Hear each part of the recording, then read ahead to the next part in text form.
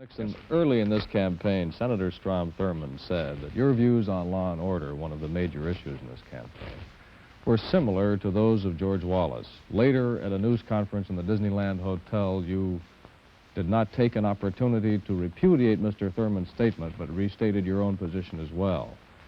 Is it your intention that Mr. Thurmond's unchallenged statement offer hope to potential voters of George Wallace, that they can see in you what they find in Mr. Wallace?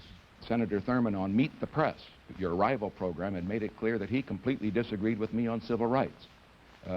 As far as this problem of law and order is concerned, I am for law and order, Hubert Humphrey is for law and order, George Wallace is for law and order. How we would do it would be quite different.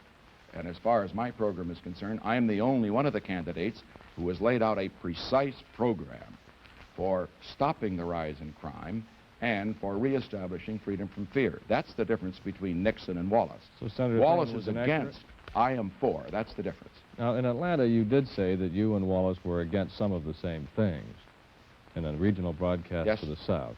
You have also said in the South and in other places that you would not enforce or encourage desegregation by the use of denial of federal funds.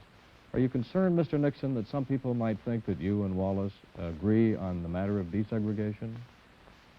I'm only concerned that the people understand what is the law and what my position is. The law says specifically that funds shall not be withheld from a district for the purpose of creating racial balance. The law says that funds shall be withheld from a district which does segregate. To turn to another issue, you said in a radio speech this week that the United States must maintain clear superiority over the Soviets in nuclear weapons, and indicated that a nuclear weapons buildup would be necessary in this area, in naval nuclear power and all that sort of thing. Now, experts estimate that this would cost somewhere in the neighborhood of tens of billions of dollars. Hubert Humphrey today estimated it would cost at least $50 billion.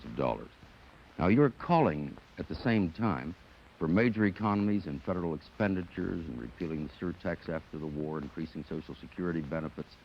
Where would the money come from? Let's begin with where we're going to get the money. First of all, there's going to be at least a $15 to $17 billion increase in revenue because of growth in the economy. Second, I believe we're going to have savings through the new kind of programs that I have indicated that will probably amount reach the neighborhood of between $4 and $6 billion. We now come to $21 billion. Is that Third, per year, as far, sir? Is that per year? That's per year, yes. That's in terms of consolidation of agencies and so forth, and also some programs, particularly in the poverty area, like the Job Corps, that I think should be dispensed with.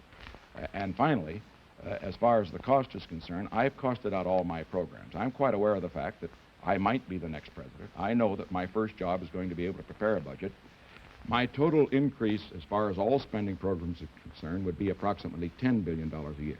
And I should also point out that Hubert Humphrey, when he talks about what this program would cost, he really isn't much of an expert. He's a man who already has come out for programs that would add $70 billion to our total spending. If you want to start, the Kerner Committee report would cost $15 billion. His new Marshall Plan to the cities would cost $30 billion. His new program that would bankrupt the Social Security system would cost another $15 billion. And the other miscellaneous program would cost $15 billion more. I'm simply pointing this out. The major difference, perhaps, between a Nixon presidency and a Humphrey presidency is that he has been known as a big spender, the most expensive senator. He would be our most expensive president. I would not be. But I'm going to see to it that the United States remains first as far as our defense is concerned. And we can do that, not at a cost of $50 billion. We can do that at the cost that I've indicated.